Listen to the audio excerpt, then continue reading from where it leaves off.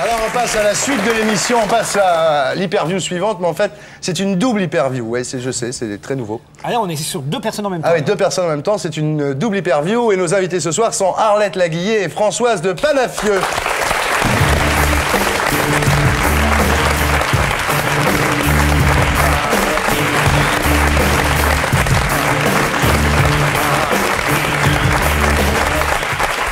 Bonsoir. Arlette Laguillet, bonsoir. Très belle. Ah ouais. Elle savait qu'elles venaient ensemble parce qu'elles se sont mis toutes les deux sur leur 31, je dois dire. Françoise de Panafieux, bonsoir. Bonsoir. Donc, ce qu'on va faire, d'abord, on vous interviewer séparément, quelques questions comme ça, un peu à chacune, sur ce que vous faites, ce que vous avez fait. Et ensuite, on va passer à des questions croisées, c'est-à-dire qu'on vous posera les mêmes questions à toutes les deux, et on verra comment vos réponses s'opposent ou certaines fois se retrouvent. Il faudrait quand même dire aux téléspectateurs qui se seraient absentés 3 minutes qu'on a changé de sujet.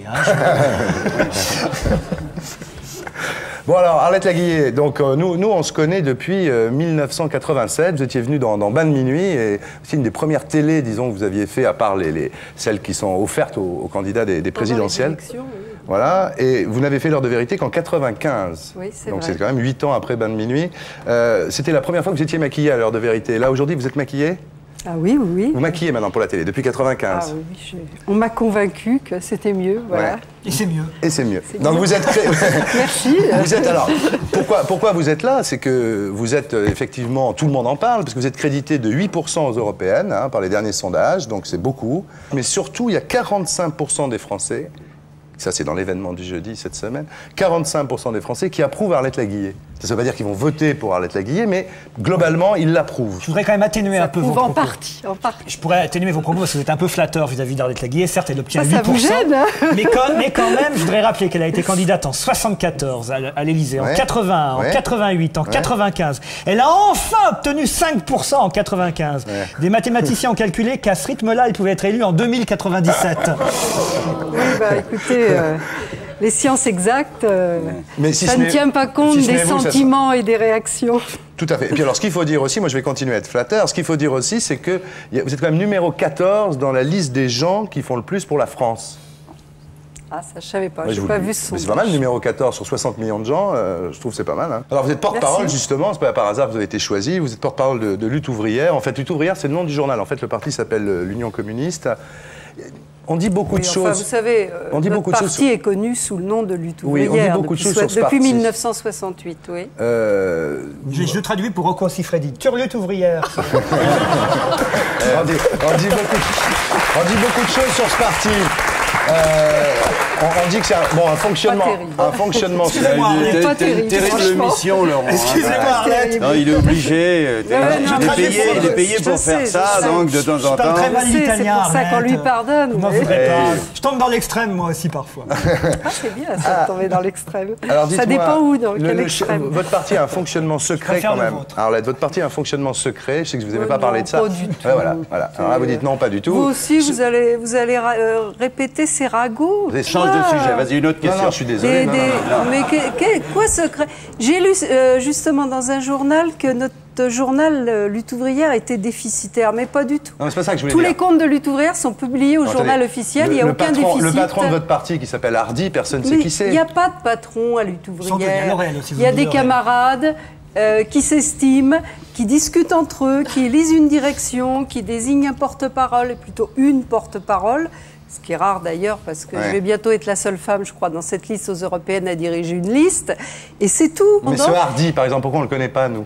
Mais parce que vous ne connaissez pas la moitié de notre direction. Donc c'est bien un parti secret, c'est bien ce que je dis. Mais non, c'est pas secret. Un parti a quand même le droit de savoir et de choisir par qui il se fait représenter. Et nous construisons un parti principalement dans la classe ouvrière de ce pays.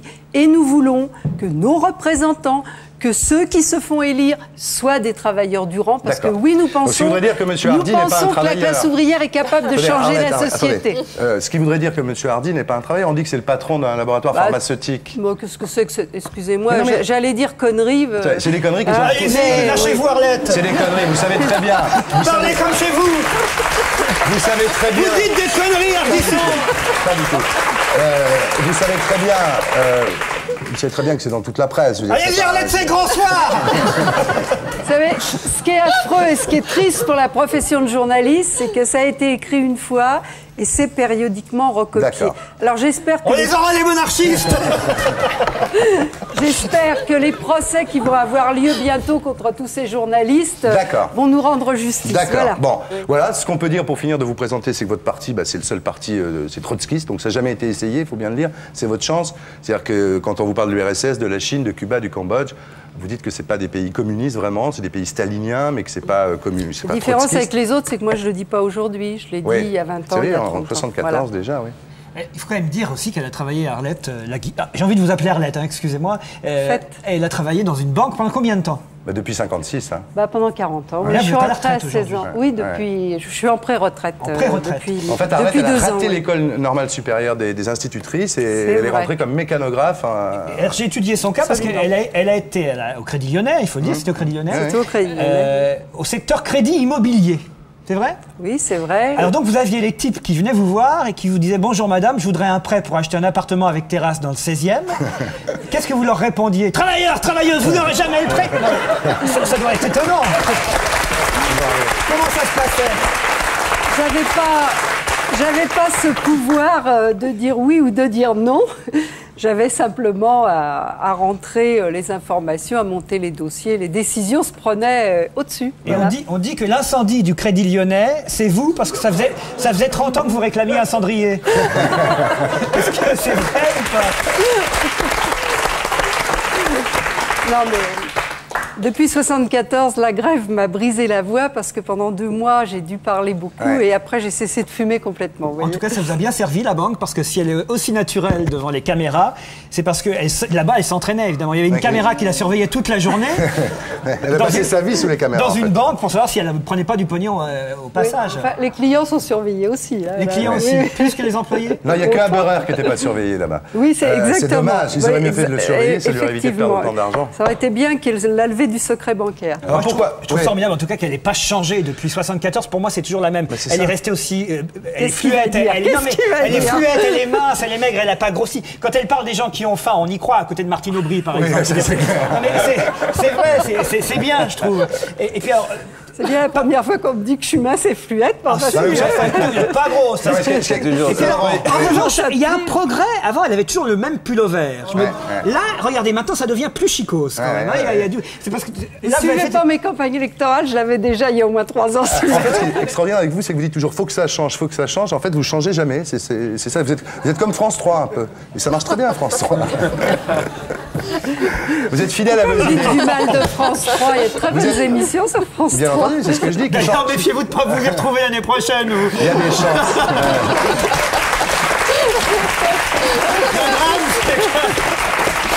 Non, sérieusement, merci. Pour en finir avec cette présentation, donc votre père, et ça c'est là on va voir justement comment se passe. C'est pas fait exprès, mais enfin c'est vrai à quel point vous vous opposez à Françoise de Panafieux. Votre père, elle s'appelait Louis, il était ouvrier. Enfin, il est en commun avec le père de Françoise de Panafieux. Il était employé, il a été ouvrier après la guerre. Votre père a été prisonnier de guerre et le père de Françoise de Panafieux était très proche du général de Gaulle. Donc là-dessus, vous pouvez pas déjà, il n'y aura pas de discussion sur toi Hitler, toi Staline. Ce qui est en France, c'est quand même déjà ça de gagner. En France, c'est la base de toute discussion politique en général.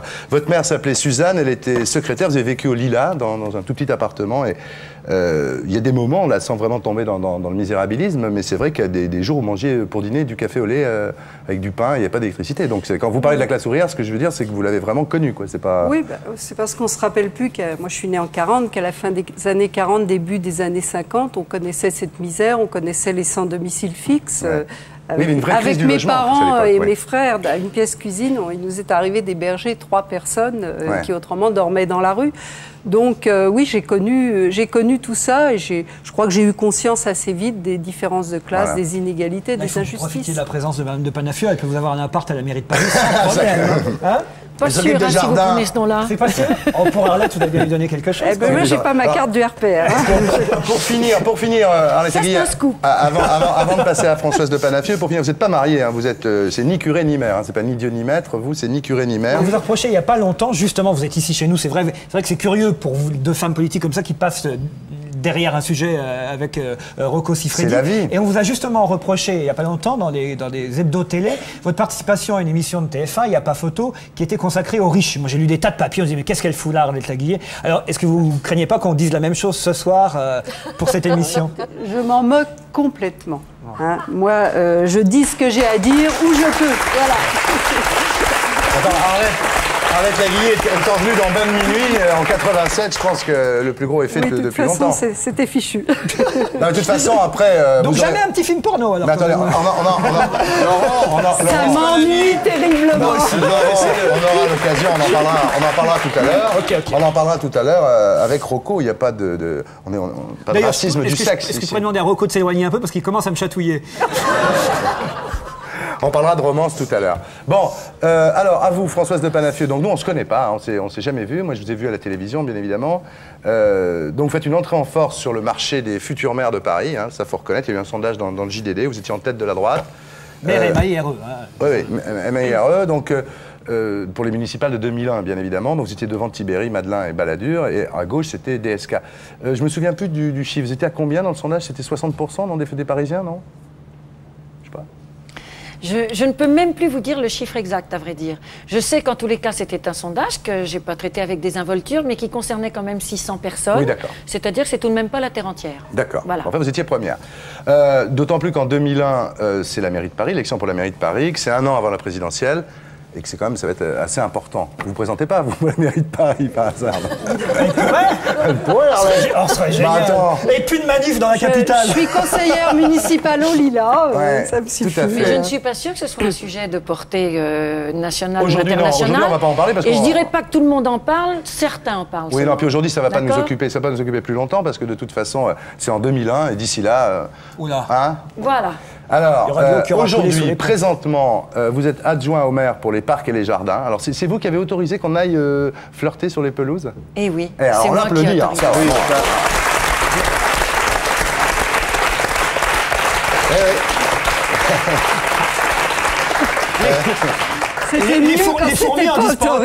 Les fourmis en disent pas autant. C'est vrai qu'au printemps, là, il commence à faire beau et chaque fois qu'on s'allonge sur une pelouse, un Rocco. On pense à Françoise de Panafieux. Chaque fois, un Rocco.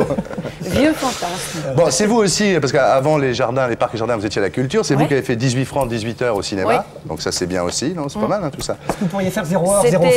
Tu as même fait démarrer des films, par Absolument. exemple, qui avaient un démarrage un peu difficile. Très Ça leur a mis un difficile, petit coup de... Ils exactement. appellent ça le Même petit coup été- de booster. Et ça, c'est Même une dans les bonne chose. salles, souvent faire Ça, des ça a débats été en plus. formidable. Les débats en plus à Oui, la il y a séance des de débats 18 gratuits francs. et la séance à 18 francs. Moi, j'y jours. suis allé, j'ai vu un film, 15 c'était jours. 18h, 18 francs, 18 spectateurs.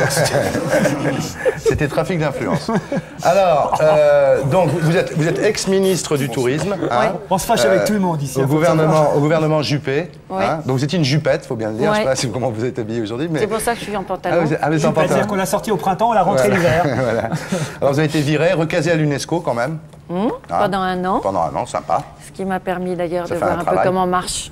Voilà, Ouais, ça fait un grand travail. Alors, organisme international. Votre papa, on parlait tout à l'heure du père d'Arlette Laguiller. Donc vous, c'est François Missoff, qui est résistant de la première heure. Donc encore une fois, ils ont ça en commun.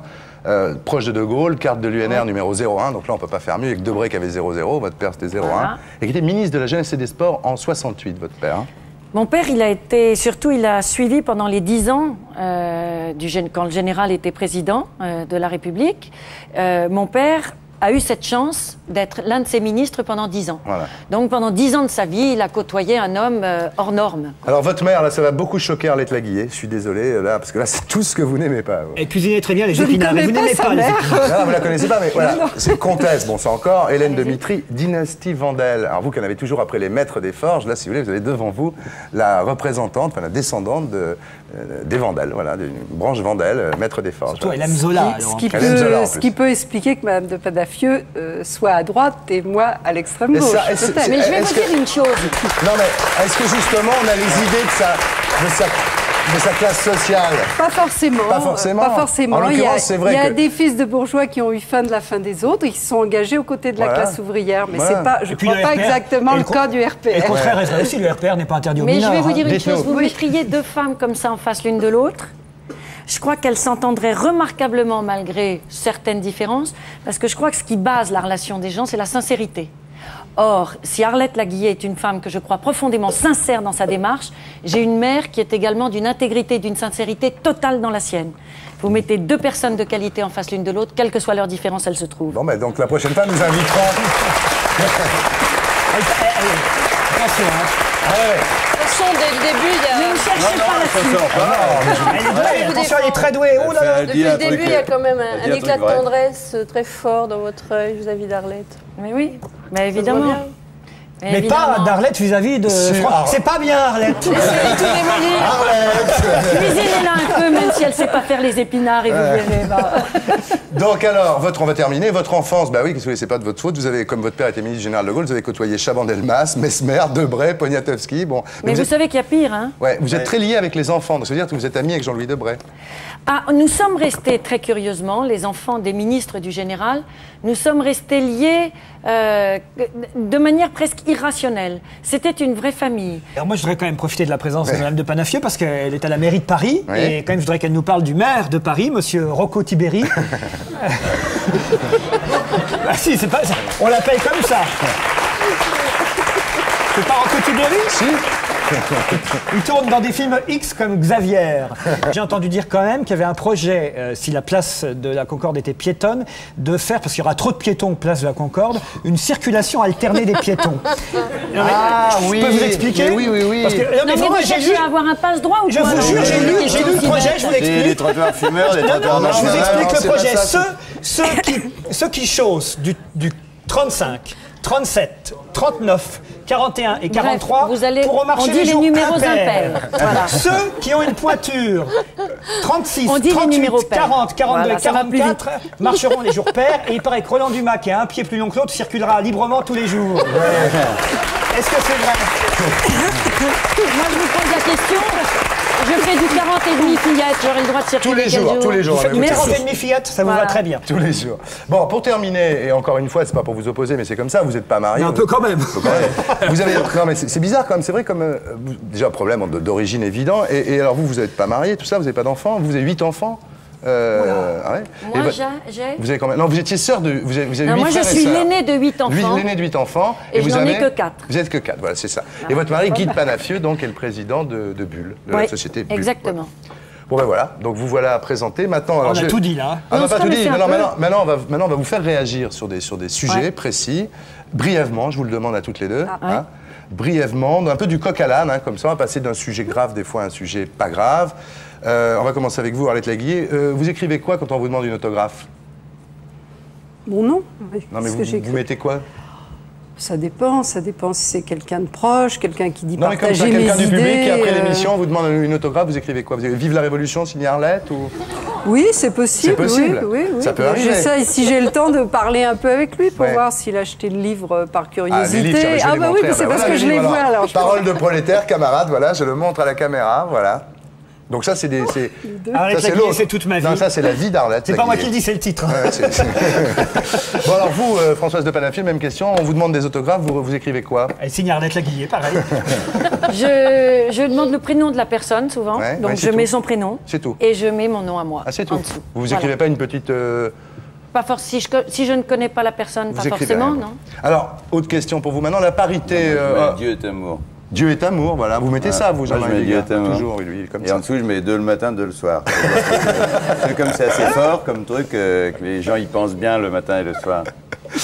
La parité homme-femme, est-ce que vous trouvez que c'est bien? Parce que est-ce que c'est bien de protéger les femmes comme une espèce qui devrait être protégée? Écoutez, j'appartiens à un courant d'idées qui n'a pas besoin de quotas pour que d'abord mon courant il est représenté par une femme. En plus, dans les élections qui viennent, il y a sur les 10 premiers de la liste 8 femmes, ce qui veut dire que si nous avons des élus, à part notre camarade Alain Krivine qui est en 2e position derrière moi, la majorité Donc la parité, seront des ça serait de femmes. voter pour vous, comme ça, il y Et aura des il y a, femmes. je crois, sur la liste 45 femmes et 42 hommes. Donc ça, cela dit, bon, je comprends que dans certains partis, les femmes se battent pour cette Très parité bien. et je Françoise suis de solidaire. Panafieux, la parité, pourquoi protéger envisager moi, les je femmes suis comme une- députée à l'Assemblée nationale, Oui. donc c'est un peu différent. Donc là, nous, on a eu vraiment à se prononcer sur ce projet de loi.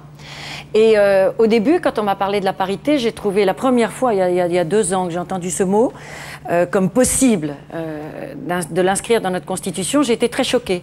Et puis, au bout du compte, je me suis dit d'abord que nous n'étions pas une espèce, comme vous le dites, mais que nous sommes la moitié du genre de l'humanité. Et que deuxièmement, mais vous n'êtes pas mal non plus, et que deuxièmement...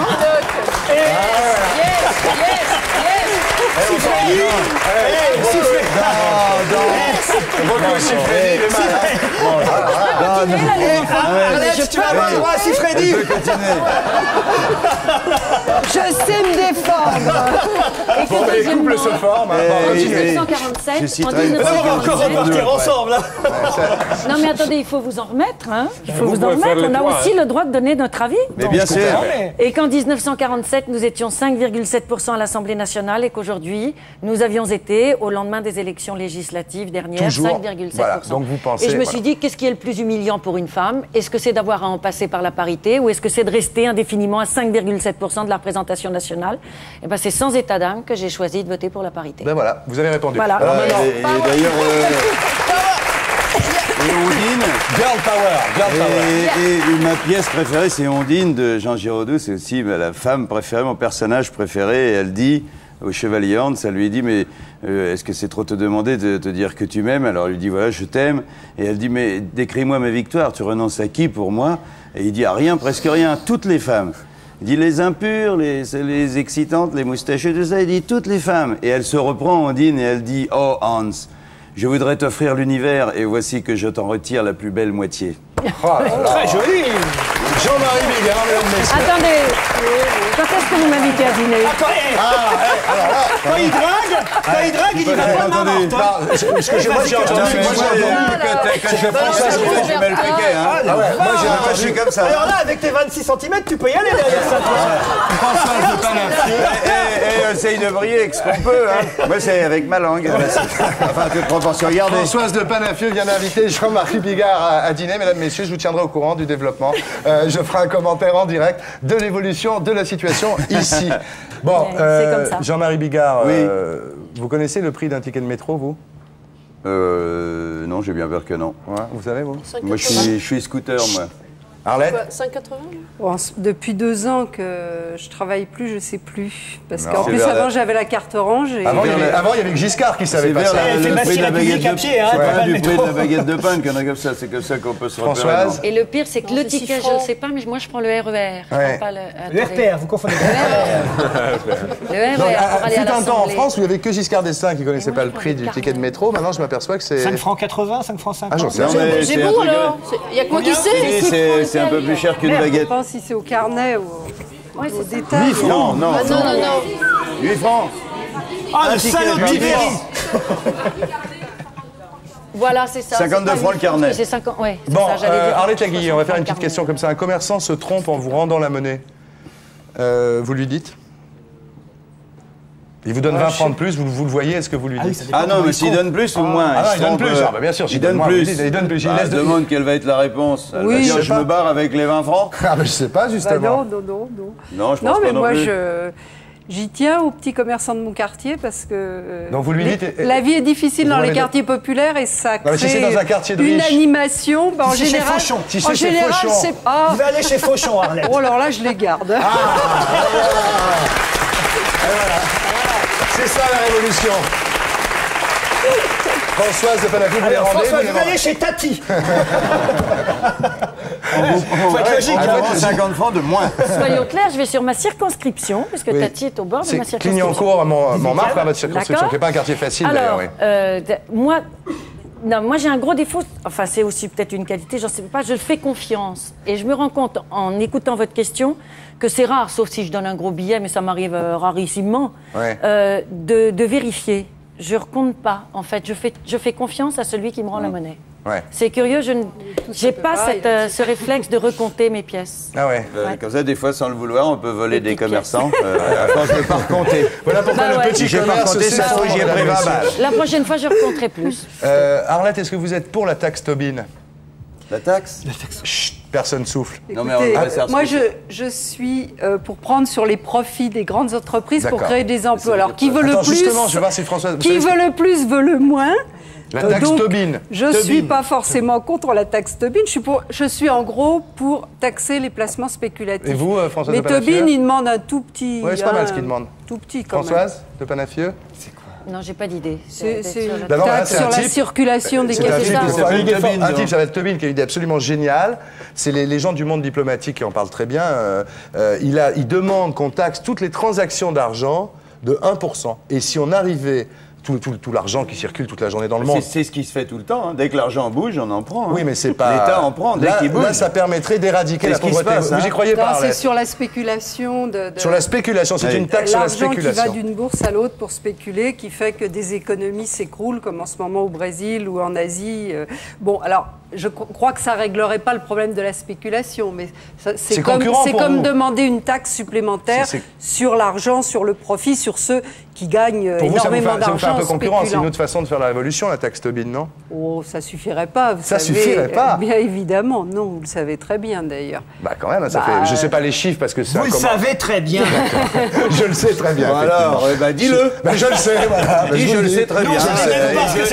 Et je demande pardon. C'est révolutionnaire la taxe Tobin. C'est vrai? Ah bah oui, bien entendu. Enfin, Tobin, c'est pas révolutionnaire. Ah non, lui non. C'est conseiller de Kennedy, prix Nobel pour ses travaux sur les Marx, fonds c'était pas non plus, spéculatifs au départ, aux États-Unis. C'est quelqu'un qui cherche un petit peu à limer les ongles du capitalisme parce que il y a même des capitalistes qui se rendent compte que la société va pas très bien. Oui, c'est vrai. Vous avez combien d'argent sur vous, Arlette? Je sais pas. Ou dans la loge, si vous l'avez laissé dans la loge. Oui, je sais pas. Si vous l'avez laissé dans la loge, vous n'avez plus rien. Hein. Non, c'était pour savoir combien on vous doit, oui. Ça y est, vous l'êtes fait gauler. Hein. Françoise de Panafieux, vous avez combien d'argent? Dans ces eaux-là. Combien? J'ai pas entendu combien. 400 francs. 400 Je dois francs, avoir 400 ou 300 francs, je crois. Est-ce que vous pouvez nous les donner maintenant? Est-ce qu'on pourrait avoir ne serait-ce qu'une avance? Non, mais pour ce qui est du pognon, il y a un truc quand même qui est très clair. Le pognon, le chômage, moi je suis content de parler avec deux représentantes comme ça, charmantes de la politique ou du gouvernement, tout ça, parce que le pognon, il faut quand même expliquer un jour aux gens que les gens riches sont de moins en moins, ils sont de plus en plus riches et de moins en moins nombreux, c'est une pyramide, et puis que les pauvres, ils sont de plus en plus pauvres et de plus en plus nombreux. Et que ça, c'est un truc logique. On me demande si je suis choqué, non, ce qu'on fait avec 200 francs, les gens qui le font avec 200 millions, tout simplement. Et puis du chômage, il faut arrêter, il faut dire aux gens, il n'y aura pas de moins en moins de chômage, il y aura de plus en plus de chômage. Chaque fois qu'il y aura une machine qui ne sera pas syndiquée, qui gueulera pas, qui travaillera jour et nuit, en fermant sa gueule, en travaillant mieux que 10 personnes, et qui fera pas chier, il y aura de plus en plus de chômage. C'est ça, c'est pour ça que si on devait... Je vais lui offrir. Tiens, non mais voilà, tiens, et vous allez lui dédicacer en marquant vive la révolution. C'est bien ce qu'il dit. Non mais moi mon truc, c'est que c'est bien d'être dévoué, mais si dans son quartier on se prenait, si nous là autour de cette table on se prenait chacun 4 ou 5 clodos qui sont dans la rue, on réglerait le problème. D'ailleurs les entreprises qui ne sont pas gouvernementales et qui donnent l'exemple, comme par exemple les Restos du Cœur, sont des gens qui donnent gratuitement de leur temps pour les autres. Et c'est ce qu'on attend de tous les élus, c'est qu'ils ne soient pas au service de leur propre intérêt, mais au service justement des autres. Et ça, on ne peut pas l'institutionnaliser. C'est pour ça que les restos, c'est des gens qui ne gagnent pas de fric et qui viennent aider les autres. Parce que si c'était institutionnalisé, ça suffit pas. C'est des gens formidables, sauf que le nombre de repas au Resto du Cœur, il augmente chaque année. C'est pas une solution. Les pauvres, les chômeurs. Je sais pas si c'est une solution, mais en tout cas, c'était des salariés avant. Ils veulent pas, ils en ont marre de la charité. Ils veulent un emploi, un salaire, une vie normale. Les jeunes, c'est pareil. Moi, ce que je pense, c'est que si on veut changer le monde, il faut changer d'abord soi. C'est John Lennon qui a dit ça. Oui, mais ça a été dit il y a 3000 ans. Mais c'est comme ça qu'on fait. Si on veut changer le monde, il faut changer soi. Et chaque fois qu'on incitera les gens à s'occuper de leur prochain, c'est pour ça que moi je suis plus dans l'équipe que de soutenir des valeurs que je vous propose, c'est que vous en avez. Bien sûr, il y en a, j'en suis convaincu. Et vous en avez qui se mouillent la chemise pour les autres. Bien sûr, j'en suis convaincu, mais seulement l'ennui, c'est qu'à cause de... Le problème est que ça ne suffit pas pour résoudre. Oui, mais l'ennui, c'est qu'il y en a trop qu'on tapait dans la caisse et maintenant on ne peut plus les reconnaître, ceux qui sont vraiment gentils de ceux qui ne sont pas tout à fait gentils. Et ça, c'est un gros problème. Bien, très bien. Alors justement, Avant de passer... Il y a Rocco qui... On peut pas reparler de mon film, là, c'est trop tôt.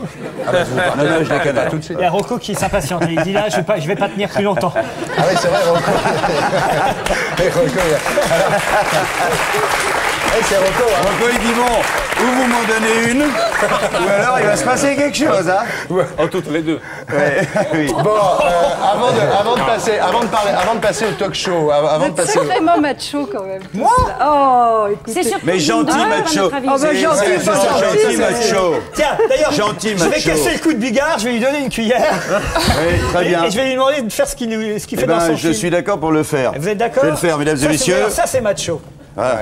Non, ça c'est pas macho, parce que ça c'est mon grand-père qui me faisait ça. Regardez bien, il prenait une cuillère comme ça. C'est le moment le plus Voilà, beau il faut du regarder, film, il faut regarder dans la cuillère. Vous voyez dans la cuillère? C'est le plus beau On dirait du qu'il y a film. une fille nue qui se lave les pieds dans une cuvette. Elle dit, elle se lave les pieds. Vous la voyez? Il faut regarder la cuillère. Hein. Ouais, ça marche très bien. Moi, Voilà, je là, vois ça sur- marche. Ah oui, Voilà. ça marche.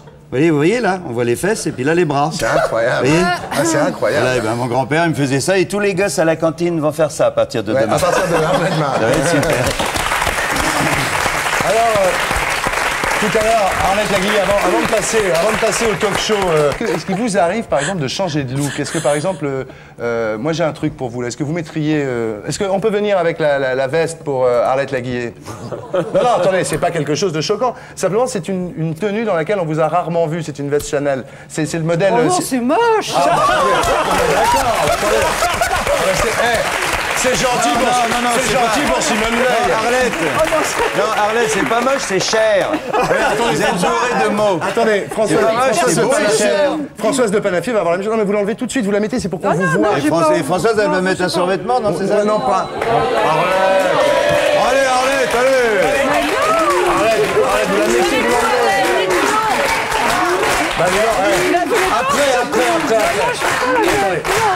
Je vais vous dire une chose, Arlette. Bah, moi, je sais pas. Mais en tout Non, mais cas, attendez, elle a Tu raison, dis ça, c'est pas toi un qui refuses d'être porte-manteau. habillé. non, attendez. Elle a absolument raison. Je trouve que vous êtes en Ça va à train. personne, Vous êtes en ça. train de vexer. C'est clair, vous êtes chier immédiatement. Vous êtes en train de vexer Simone Veil, quand même, hein. Ah bon? Mais chacun son sale goût, j'allais dire, mais elle...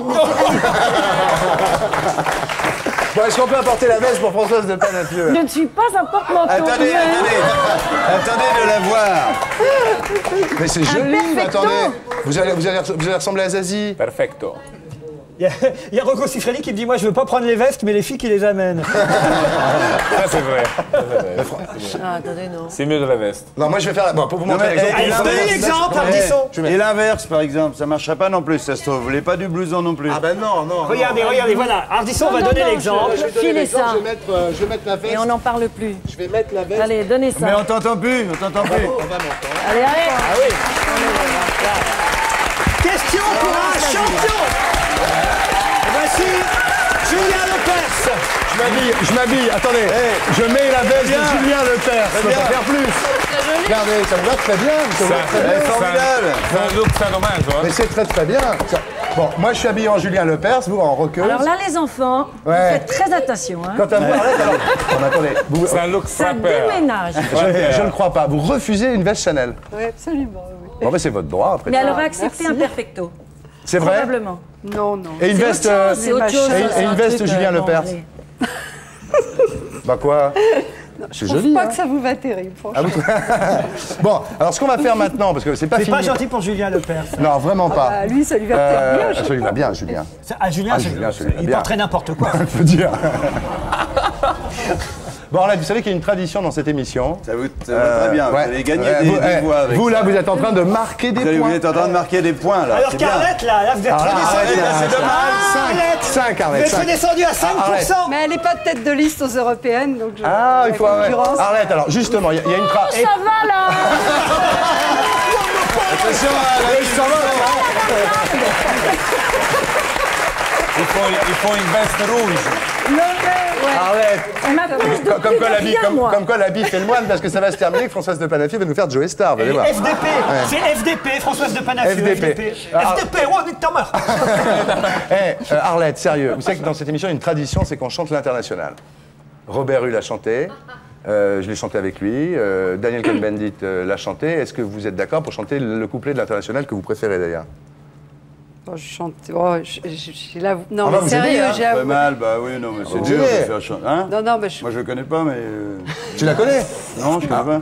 Allez, Vas-y. allez, 1, 2, 3. C'est la lutte Ça, c'est le refrain, ouais. Finale. Groupons-nous dès demain. Dès demain, Rocco. Arrête, on est parti, Laurent, merde. Excuse-moi. C'est on n'avait pas le droit. Moi, c'est Vachement dur, il difficile. fallait Si tu veux, trouver je la te note chante et tout, Fratelli on y était, là. d'Italia. C'est quoi, Fratelli On faisait d'Italia? Fratelli Laurent, tu- d'Italia, l'Italia, Quel organe. c'est destin. Voilà, ça c'est un peu mieux. Ouais. Pour moi. C'était bien, moi j'étais bien tous les deux. Philippe Candeloro.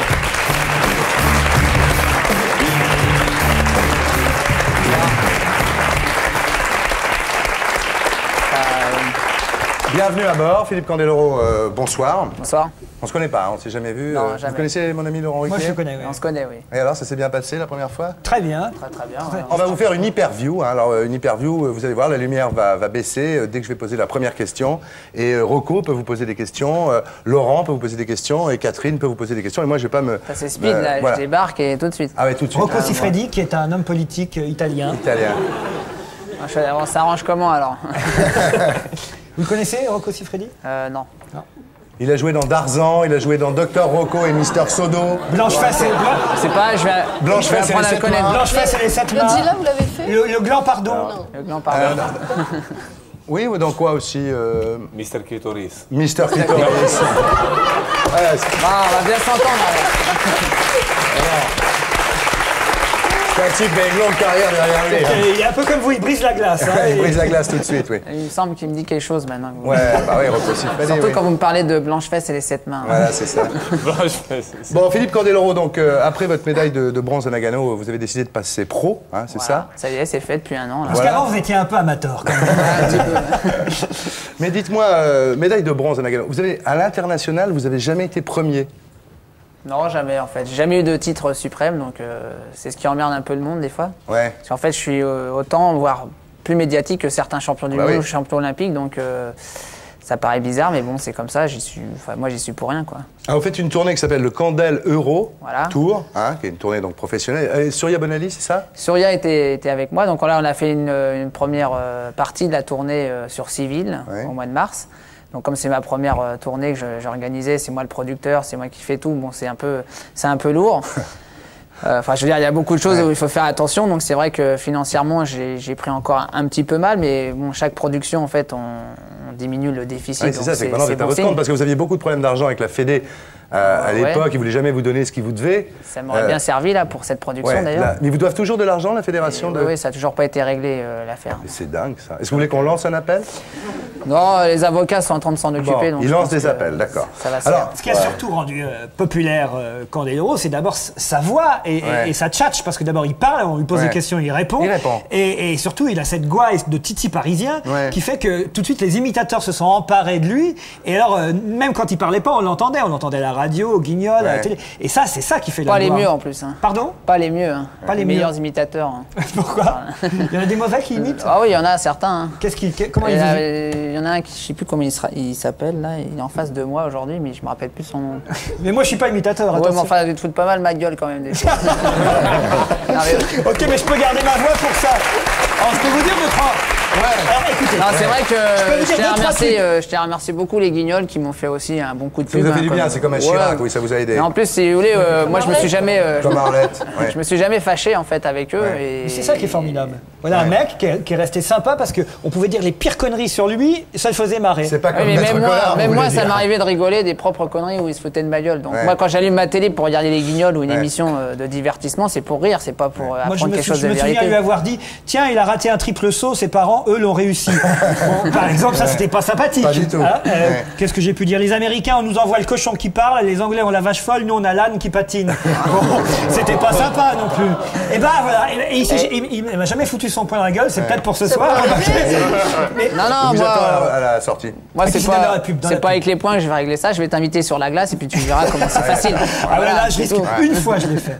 Ouf, mon Dieu. Je quittais pas la rambarde, là. C'était terrible. Tu vois, là, finalement, c'était pas moi. Alors en France, c'est vrai que vous avez quand même une réputation un petit peu, je ne sais pas si je me trompe, vous connaissez bien Philippe, mais un peu de grande gueule médiatique. Quoi. C'est vrai que vous parlez de vous à la troisième personne, et ça vous arrive ça?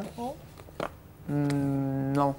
Je parle là comme je vous parle aujourd'hui en fait. Ouais, vous dites jamais comme Alain Delon. J'ai dit une fois. Candeloro a froid ou Candeloro a soif. Ouais, il y a 3 semaines, j'ai fait une conférence de presse donc pour la tournée du Candel le retour et c'est vrai que j'ai un peu employé la 3e personne et en fait bon, c'était un peu une erreur quoi. Bon, vous le regrettez non, parce que Delon ne regrette pas. Hein. Je regrette pas, mais bon, c'est vrai qu'il faut mieux parler de soi, comme dire je et puis voilà, basta, on n'en parle plus.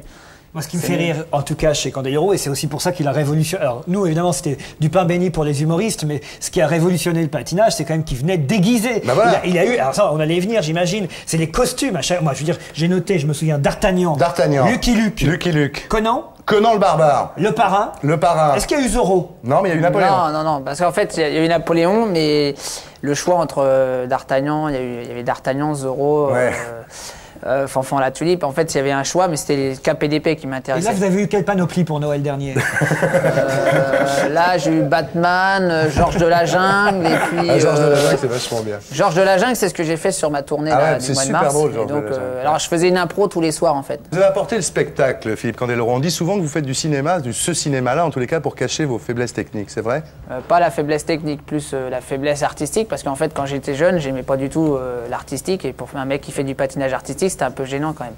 Ouais. Donc, parce que pour moi, lever un bras, ça faisait gonzesse. Et puis c'est vrai que il y avait vos copains hockeyeurs qui vous disaient à Colombe, vous êtes de la natation d'abord, et vos copains hockeyeurs vous disaient que c'est un sport de pédale. Voilà, ils me disaient, viens plutôt faire du hockey, tu verras. Ouais. Puis finalement, après, on apprend que les hockeyeurs, finalement, dans le vestiaire, ils s'en mangent pas mal. Donc, je tiens à dire que cette émission est passée sur France 2. Juste avant, ça s'appelle Qui est qui? C'est un jeu. Pardon. Alors, la première fois que j'ai rencontré Rocco Siffredi, je lui ai dit, on faisait une interview un peu comme ça, carte d'identité, disons, et je lui ai dit, ta taille, il me répond tout de suite 25 cm. Il n'a pas du tout pensé à autre chose. Alors, vous. Enfin non, mais attends. À l'heure qu'il est, on peut en parler. Je comprends qu'à 7h30 du soir, on puisse pas en parler. Je réponds toujours de la taille moyenne des Français, 18 cm, on va dire. Ah, vous dites ça? Ouais, en gros. En gros, ça fait mieux. 18 en gros, ça fait 19. Hein, il y a mieux. Moi, je dis ça dépend de la fille. Parfois, ça longe un peu plus, parfois un peu moins. J'ai peut-être pas encore la même expérience, mais moi, Pourquoi, lors de l'émission Qui est qui, quand la fille vous dit la question qu'on vous a... c'est Marie-Ange Nardi. Marie-Ange Nardi. Pourquoi, quand elle vous dit la question... Pourquoi vous répondez ça? C'est insensé, quand même. Je sais pas, parce que bon, les questions, on m'en a posé... Mais c'est vraiment vrai, alors c'est une question qu'on vous a jamais posée. Ouais, non. Puis elle est jolie, peut-être vous a fait penser à ça aussi, non? Marie-Ange Nardi, elle est jolie. Non, pas spécialement, mais... Inconsciemment, c'est en fait, c'est parce que... Je dis, j'aime bien Marie-Ange Nardi, elle est mignonne, mais je veux dire, c'est pas ça qui m'a fait penser à la question. Ouais. Ouf, on l'a échappé belle, là. On l'a échappé belle. Marie-Ange Nardi ira mercredi, mais bon. Ouais, mais non, je sais pas, c'est parce que c'est vrai qu'on a jamais... C'est la question, qu'on n'a jamais osé vous poser. Vous savez pourquoi? Parce qu'on n'a jamais fait d'émission ensemble. C'est tout, sinon vous l'aurez... Il y a longtemps qu'ils vous auraient demandé, alors, dans les vestiaires de la patinoire... Non, ça, c'est les hockeyeurs. Il y a beaucoup de choses à raconter, il y a même un film à faire. Donc il y a un film à faire? Justement, je prendrai la carte de monsieur pour les doublages. Mais en plus, il ressemble terriblement depuis qu'il est rentré à Van Damme. Oui. Il ressemble à Van Damme. Terriblement, ouais. Bon. Pour mon point de vue comme ça. Il est moins bête que Van Damme quand même, non? Et peut-être le Van Damme, s'il doit faire un film tout de suite produit, il y a du X. Ah d'accord, du X tout de suite. Vous êtes prêt, même malgré les 18 cm, parce que moi je veux non, pas... mais la longueur, ça n'a pas d'importance. Il a dit peut-être ça peut s'allonger un peu plus. À moi, j'y crois, moi. À moi, on m'a toujours dit, bon, tu es bien sûr tu es le numéro 1 parce que tu as une grosse queue. Oui. Mais c'est pas vraiment ça. Il y a eu des grands acteurs dans les X comme Leslie, qui avaient au contraire même 15 ou 14. Ah bon? Et ça dépend, surtout comme tu le fais. Bon, parfois, moi, j'ai des filles qui m'ont dit, ah, c'est trop grand, ça va me faire mal. Et Laure Sinclair a refusé, vous savez ça? Laure Sinclair a refusé, je dis pas Anne Sinclair, je dis Laure Sinclair a refusé de... J'ai eu pas mal de fois comme ça. Sexe sur sexe. Avec Laure Sinclair. Non, mais heureusement, la plus grande partie des fois, quand à la fin ils sont décidés de le faire, ils m'ont jamais dit enlève-le. Ouais. Donc ça c'était bien. C'est avant que ça leur fait peur. Donc en gros, ce que vous dites, c'est que les films porno sont à la portée de toutes les bourses.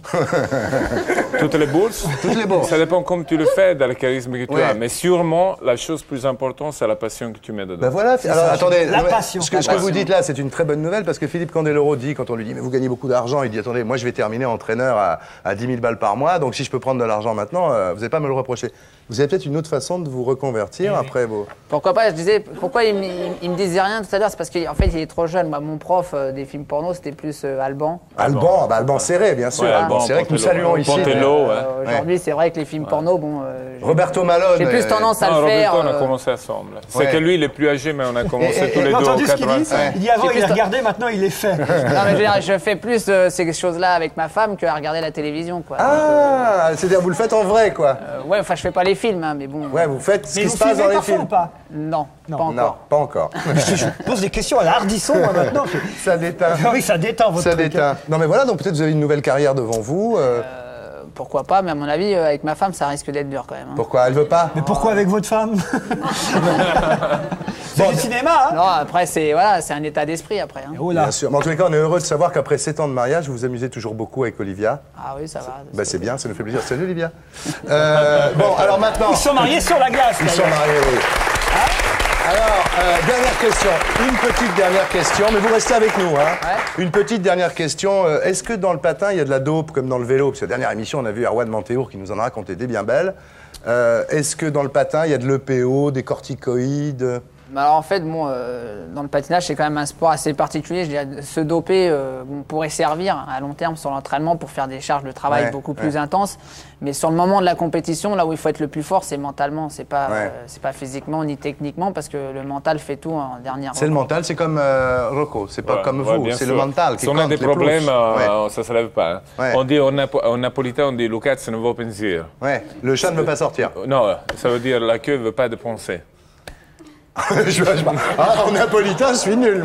J'ai compris, le chat ne veut pas sortir. Dans le sens qu'il faut vraiment penser qu'il y a la belle fille qui est en face, rien de tout. Voilà, il faut oublier tout le reste. Ouais, c'est le mental. Donc vous payer une tranche napolitaine, ça. Voilà. Vous avez...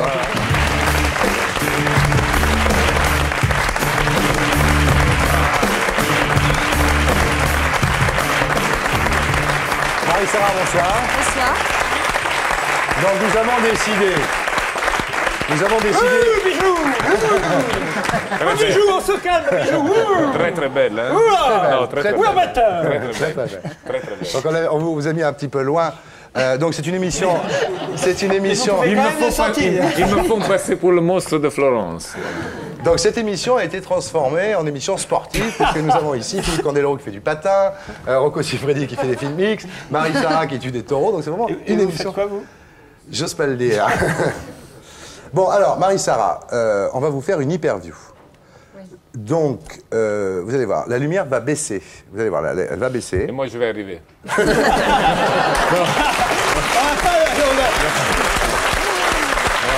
peu.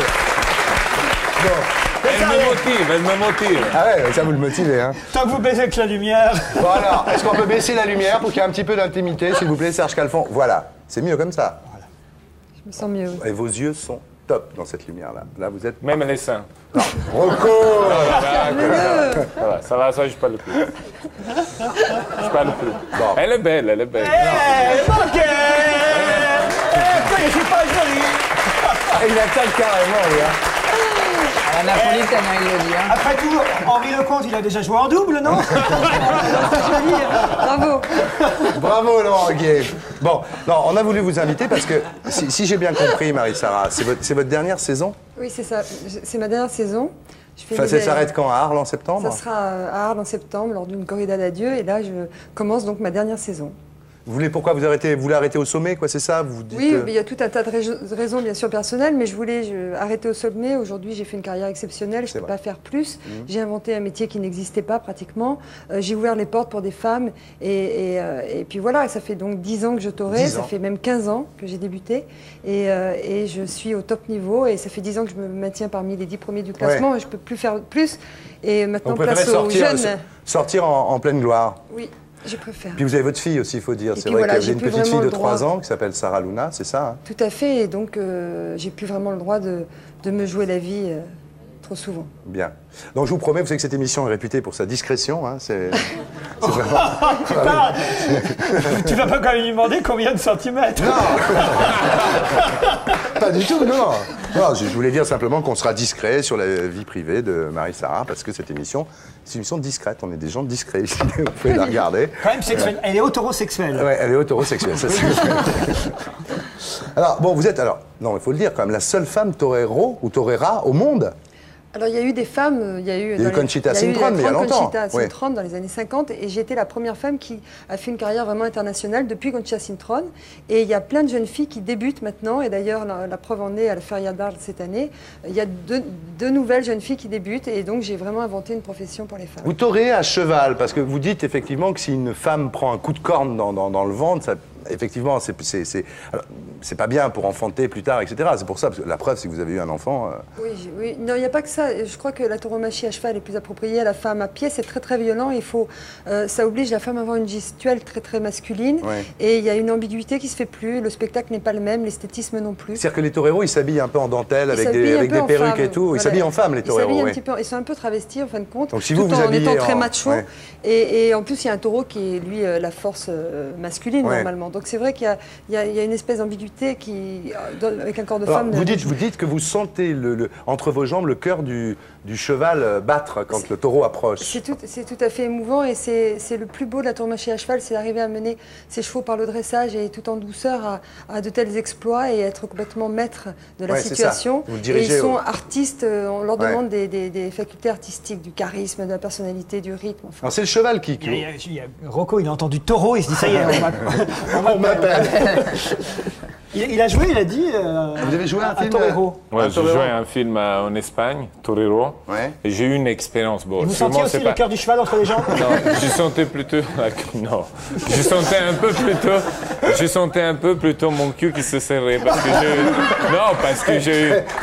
Non, attendez, j'avertis Marie-Sarah, il parle comme ça. Non, mais parce que elle va me comprendre. Oui, bien sûr, j'ai compris. Parce que de toute façon, j'ai fait un grand erreur. J'ai fait une grande erreur d'essayer de ne pas vouloir le stand. Un torero qui prend ma place pour le grand... pas de doublure. Et le mec, le metteur en scène, le pauvre Joe D'Amato, qui n'est plus là, il me dit Rocco, t'es sûr parce qu'on doit finir le film. Bon, pas pour moi, parce qu'on doit finir le film. Donc je rentre, je dis, de toute façon, c'est pas un grand taureau, c'était 380 kilos. Normalement, c'est pas des grands taureaux, mais ça peut faire mal. Ça fait quand même déjà très mal. Et donc je dis, je vais, de toute façon, je vais le tirer un peu, tu fais la prise de vue et je m'y tire. C'est pas que je vais le tirer, non, attends, je vais la tirer. Non, je vais dire, non. On en sortira. Non. Rassurez-vous, il est pareil avec Arlette Laguiller ou Françoise de Panache. Non, j'ai dit, je vais la tirer vers moi, donc je lui sifflais, je lui disais, viens ici, et il ne bougeait pas. Il était au centre, et c'est bizarre, parce qu'il m'attendait, donc... Bon, une fois que je sors au milieu de tout le monde... Non, je croyais qu'il venait... C'est ça l'histoire. J'ai dit, putain, il y a Rocco, tu fais... Non, je croyais... Tous les taureaux entrent dans les arènes. Putain, 30 cm, 30 cm. Non, je croyais que... Il n'y avait pas un taureau qui voulait jouer. Tous les taureaux qui se tiraient. Et alors? Et il est parti, mais venu de compte, comme j'ai fait la première comme ça, c'est bien marché, il ne m'a pas attrapé la jambe. Mais comme j'ai perdu le truc rouge, j'ai couru tellement vite dehors, dans la caméra, on n'a pas réussi à m'attraper. Il me courait derrière comme un fou. Mais c'était une expérience de trouille terrible. Je ne sais pas comment tu fais. Bah oui, justement.